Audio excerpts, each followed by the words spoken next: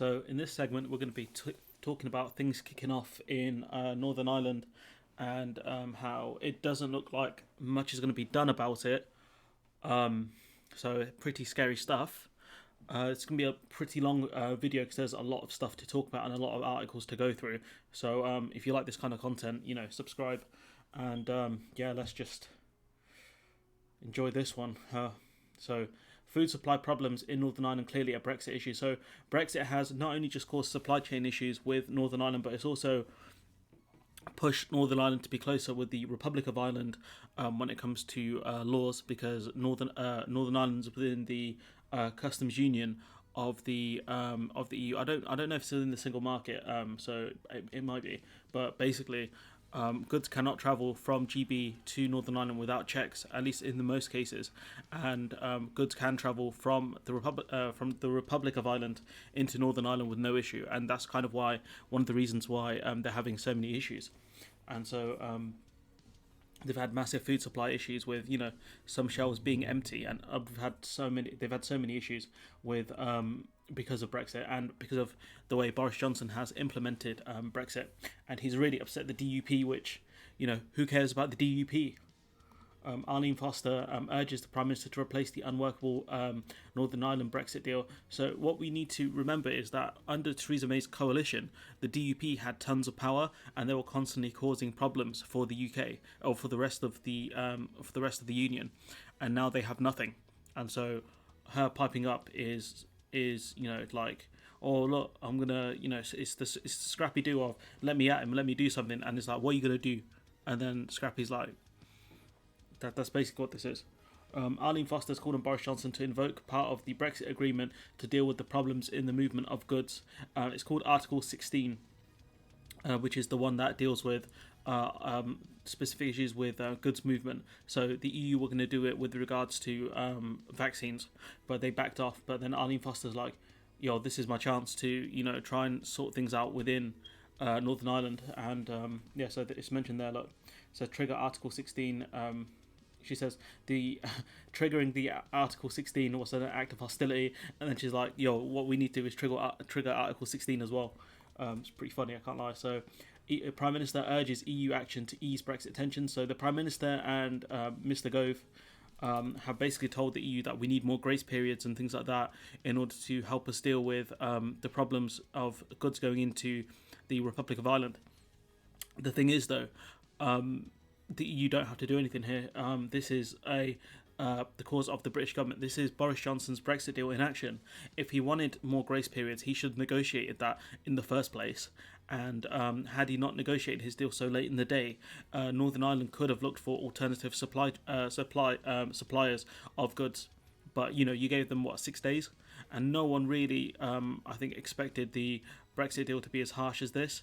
But then again, maybe the Republic of Ireland's like shops and stuff could have figured out by the fact that they were kept within the EU single market, and the rest of the UK wasn't. So I don't know who's to blame on this one.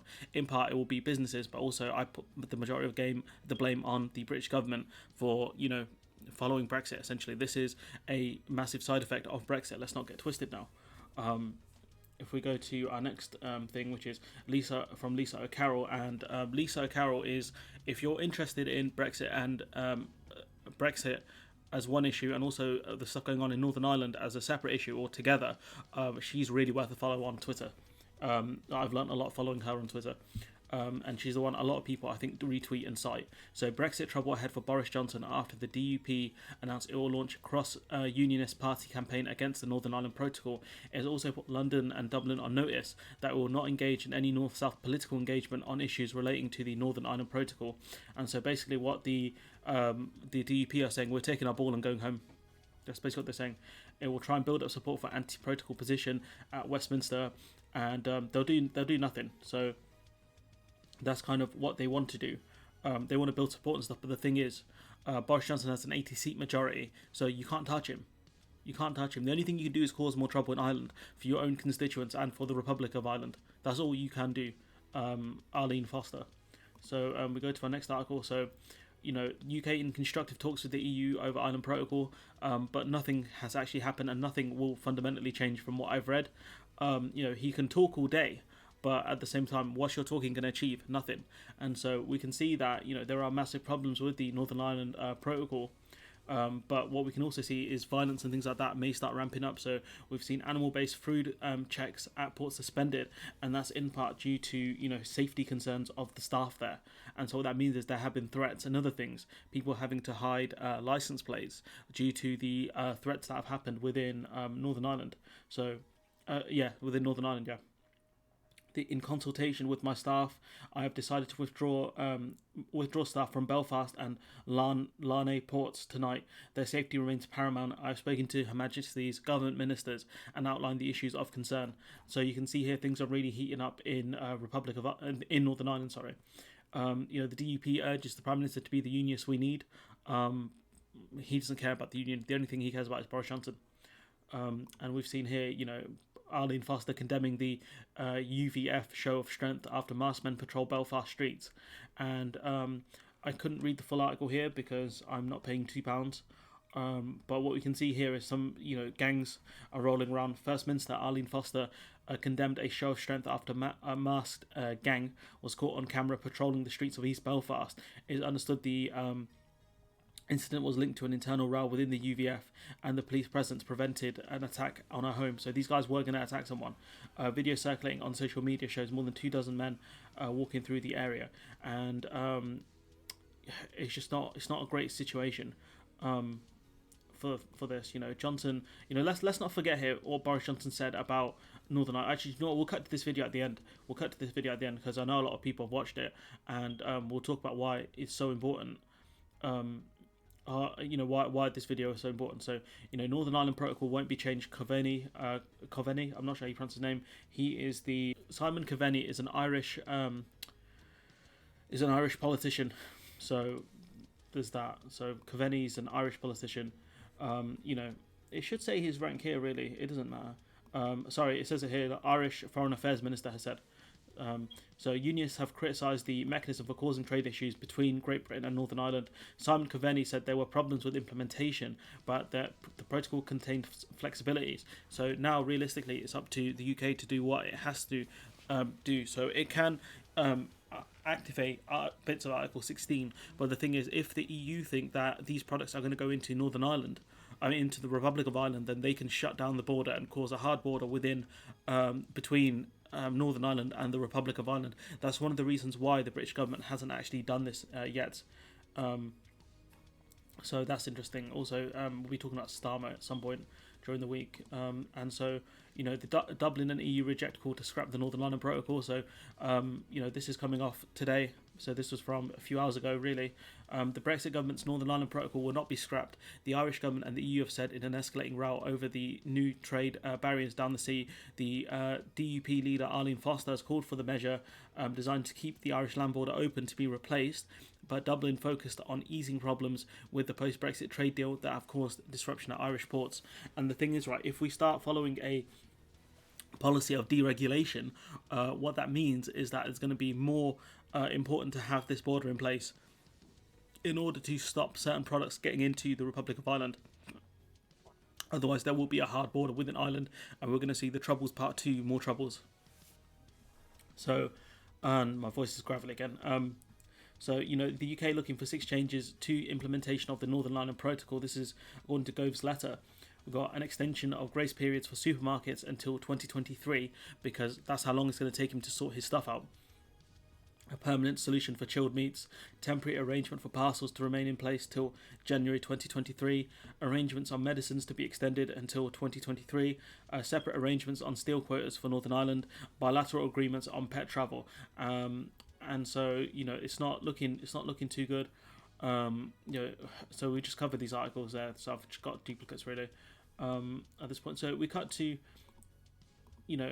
this video here. Just quickly, just want to make the point that this again is not the EU's fault. The EU did mess around when it came to the Article 16 with the Northern Ireland Protocol, but they backed up real quick. And so here now you have the British government saying that either the EU and us figure this out, or we're going to start doing unilateral measures, which is going to cause more problems down the line. And so what we can tell from this is the British government were not prepared for this at all. At all. And we're going to talk about a few other things the British government were not prepared for when it came to Brexit, but that'll be in the future, so subscribe for those. So we cut to this video, probably one of my favourite videos of Boris Johnson, because he's a proven liar, and this video highlights it. So when you come out of the EU customs union, which is what we've done, you have to have some way of checking that goods that might attract a tariff going from the United Kingdom into Ireland pay that tariff if there is to be a tariff. That's not my mouth breathing, by the way. Mine's normally bad, but it's not that bad. The only place you can do it, if you don't do it at the border, is at the border in Northern Ireland. There will not be tariffs or checks on goods coming from GB to I that are not going on to Ireland. That's the whole point. And the great thing that's been misunderstood about this is there will not be checks. There will not be checks. I speak as the Prime Minister of the United Kingdom and a passionate unionist.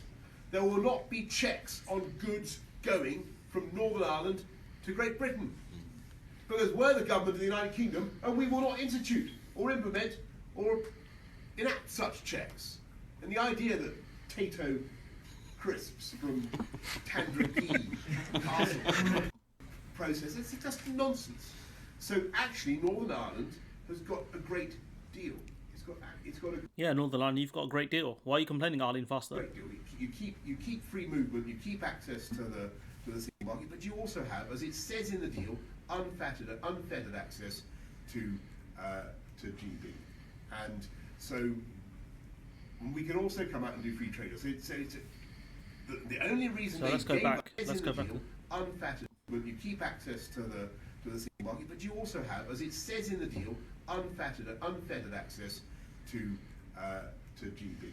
So Boris Johnson clearly lying here, and this is one of the reasons why businesses may not have been prepared as they should have been when it came to the problems within Northern Ireland right now, because Boris Johnson said you will have unfettered access to GB, unfettered access. That's what it sounds like, right? But we know the man's a fraud. You know, he was singing Miley Cyrus, you get the best of both worlds. But he should have been singing Breaking Benjamin Failure, because that's all he is, especially when it comes to this deal. You know, it is better to have a free trade deal than to not have one with the EU. But his Brexit deal was the biggest trade reductionist deal ever in the history of the world, ever. So, you know, there's that. But what we can see here is, thanks to Boris Johnson, we're seeing massive problems within Northern Ireland, and we might see the Troubles Part 2, more troubles. Who knows at this point? But what you can see is Arlene Foster's piping up. The EU are like, you know, sit down, and Boris Johnson and go over like, yo, we need to do something. What do we do? And so they're basically kind of saying to the EU, like, do something. And then the EU are like, this is your mess, bro. You sort it out. So we don't know if there's going to be any concessions. I think maybe the EU might make some concessions. Who knows at this point? But we've also seen that violence is starting to creep up within Northern Ireland. So I don't know if they'll make any concessions for any of these things. But I'm kind of hoping they do, just to ease tensions. But at the same time, this is our mess. And one of Gibbs's rules from NCIS is clean the mess you make. And this is a big old mess made by the UK. So who knows at this point. But yeah, let me know what you think in the comments below. Like, comment, share, subscribe. And hopefully I will see you in the next one.